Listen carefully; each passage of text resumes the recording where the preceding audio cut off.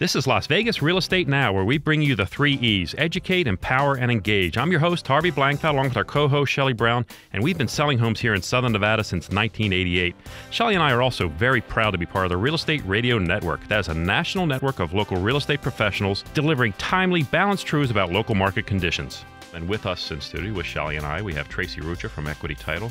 She's the Executive Vice President and County Manager. You know, I want to talk to you a little bit about finding documents about your real estate online. There's places we can go. I know that you guys have a relationship with the recorder's office. Let's talk a little bit about that. Yes. You know, many times being on the show, we've talked about different things and how to get information on your house, such as property profiles. It's very important to always be aware of what is recorded against your home.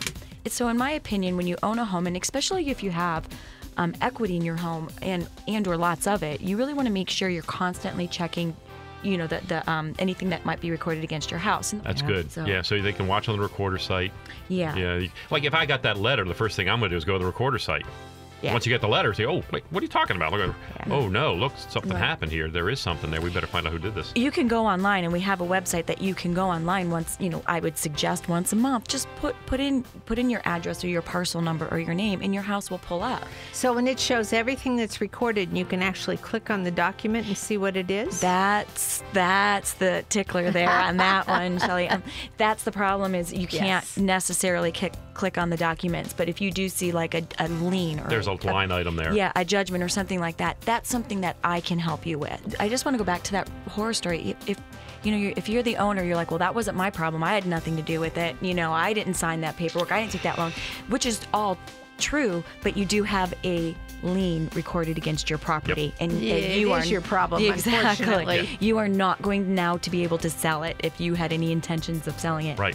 Until that got cleared. So you got to get cleaned up, and until it's cleaned up, you can't sell it. Right. It's not, fortunately, you're probably not going to be out $800,000, fortunately, but you are going to be out time, money, effort. There's going to be some problems for you. When you guys do the property profile, that's one of the typical things you do. You're looking at a title report to basically make sure. Like you're also looking at some other things. When we ask you for a property profile, there's other things that you pull up. What are the other some of the other things we get in a property profile? Well, we verify who's actually in title. That's something that gets pulled up. So we actually see who's in title. And on the property, you get your legal description. Right. You get your taxes. Are they paid? You know, you get any easements that might be recorded against the property. Covenants, conditions, and restrictions. I have to say, that's where HOAs file their papers too. Which are CC&Rs, you know, CC&Rs, covenants, conditions, restrictions, what that is.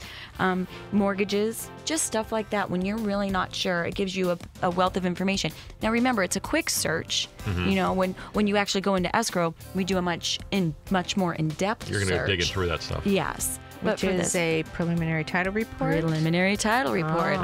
That's it. When you guys do the paperwork at the closing, you're doing like a alias check and all that other stuff as well. Absolutely. We definitely do a name check. And what happens is and especially in very common names, we ask that you fill out an SOI, Statement of Identity. SOI. Yeah. So as a seller, when you're getting ready, you know, when your house is going into escrow, we immediately send out this SOI.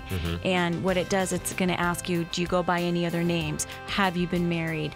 Have you, how many times have you moved? Where have you lived the last 10 years? You know, it kind of gets a little bit personal, but that's how we clear any judgments that could be against your name. That's how we clear that it's not you.